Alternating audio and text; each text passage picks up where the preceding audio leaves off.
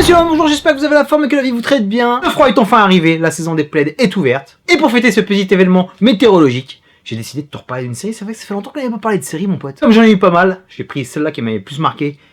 11 mois d'août, juste avant de partir en vacances, je me rappelle. Dispatches from Elsewhere. Les envoyés d'ailleurs dans la langue de Molière. Cette série m'a tapé dans l'œil parce que c'était la création de Jason Segel. Jason Segel, tu le connais, c'est un pote, c'est un gars sûr des séries, c'est Marshall de How I Met Your Mother. Et lui aussi, il passe derrière la caméra, il passe aussi à l'écriture, et il est aussi devant la caméra.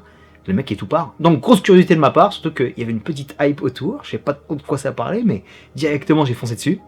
Et mon gars, j'ai pas été déçu. Un véritable OSNI, objet sériel non identifié, qui ne plaira pas à tout le monde, mon pote, car on est dans du brut, dans de la vraie série personnelle, une œuvre d'auteur, étrangement ultra universelle. C'est vraiment un bordel ce truc. Et c'est un morceau mouse costaud, c'est très balèze, ça assume fort, ce qu'elle a à nous dire, et surtout ce que ça véhicule, tellement elle a de belles choses à partager. Ça fait grand bien. Pour te faire un petit résumé, l'ami Peter bosse dans une boîte informatique, qui gère des algorithmes musicaux. Des algorithmes, ça te parle? Petit outil qui va référencer la chaîne Robot des Bois Chronicles et qui va nous placer entre le Fossoyeur et Dudu. Ce serait génial, non? Revenons à Peter. Il erre son but entre son taf qui ne le motive guère et son appartement, dans lequel il bouffe du trash food, tristement devant sa téloche, jusqu'au jour où il va tomber sur une annonce à laquelle il va répondre et se retrouver parachuté à Jejun Institute, organisation mystérieuse, qui va l'embarquer dans un jeu de piste grandeur nature infini, où il va retrouver d'autres personnes aussi touchées que lui, Simon, Janice et Fredwin.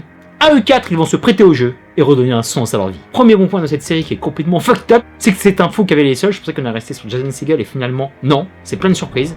On est sur ces 4 personnages qu'on va étudier de fond en comble, on va voir leurs qualités, leurs défauts, on va les voir vivre ensemble, on va les voir se souder, on va les voir se séparer, débattre, car comme tout être humain sur cette terre, on va pas être d'accord, et de fil en aiguille, un véritable lien va les unir. Un lien d'amitié, de fraternité, et des fois un peu plus avec de l'amour. Dans un véritable conte de fées, où on va sans cesse naviguer entre rêve et réalité. Et la grande force de ce Dispatches, c'est qu'on ne sait jamais où on est. On ne sait jamais où on a mis les pieds, on est sans cesse dans le doute, j'aime trop quand c'est comme ça en fait. Et ça joue parfaitement avec les thématiques préférées de notre époque, qui se passent devant nos écrans sur internet. Théorie du complot, augmentation d'une possible révolution qui va renverser l'ordre établi, non pas sa lame. Ou beaucoup plus simple, juste se réapproprier son être et l'espace dans lequel il vit. Voilà le vrai message de cette série. C'est qu'à l'aide de tout ce qui t'entoure, tu peux redevenir toi-même. Qu'est-ce que c'est beau, bordel! Et c'est une série qui va vachement parler aux citadins. Moi, en tant que parisien, je me suis vachement identifié à ça. Ça se passe à Philadelphie qui n'a été jamais aussi bien filmé. C'est un Philadelphie qui est hors de la carte postale Rocky. Et ça fait du bien aussi. On n'a pas montré sa statue pour une fois. La réalisation est vraiment soignée. On découvre avec émerveillement toutes les rues quand ces personnages prennent enfin conscience de la beauté des lieux. Ils prennent le temps d'y vivre, ils prennent le temps de s'y perdre, d'ouvrir les yeux. Et je me répète, c'est pareil à Paname. Métro, boulot, dodo. Des fois, juste le fait de rentrer à pied du taf. Juste le fait de prendre un vélo, le fait de courir dans tes rues, le fait de changer de chemin pour rentrer du boulot, emprunter des rues que tu n'as jamais empruntées, des quartiers que tu n'as jamais pris le temps de visiter alors que tu es né à Paname. Et bah ça te fait voir la vie d'un nouvel œil. Et ça met ta ville en perspective, et ça c'est joli ça. Le bonheur est à la portée de tes pieds. On dirait un jingle pub. Stop. A contrario, on va dire qualité du défaut.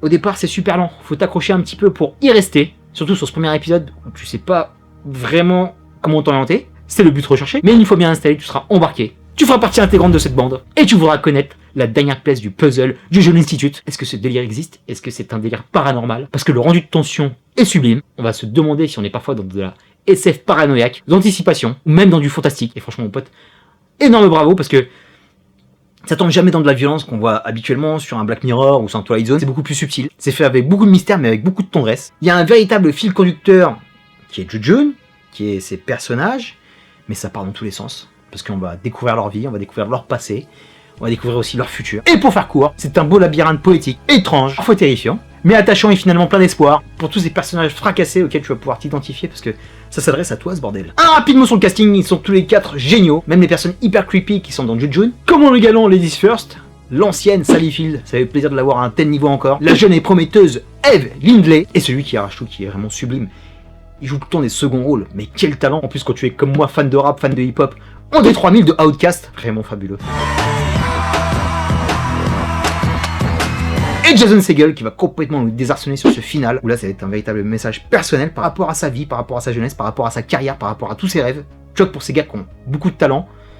On les met dans une case, c'est difficile d'en sortir, même s'il a fait le sublime Sans Sarah rien ne va, une de mes meilleures rom-com all-time, où le mec donne de sa personne parce qu'il y va complètement. Et bah là ça fait plaisir de le voir à Paris fait à un tel niveau parce que il y a un véritable travail d'écriture, il y a un engagement personnel de sa part, et surtout sur cet épilogue, mon gars, c'est un gros big up, c'est un truc que devraient faire tous les showrunners, parce que ce Dispatches from Elsewhere est véritablement interactif, et tu comprends juste à la dernière minute, à la dernière seconde, et je pense qu'ils peuvent s'arrêter là, pas de saison 2, ou de le faire en live, à Paris, les rues sont ouvertes, C'est tellement grand, pareil, on peut faire plein de choses dedans. Ce serait une très bonne idée. Robin des Bois veut s'inscrire.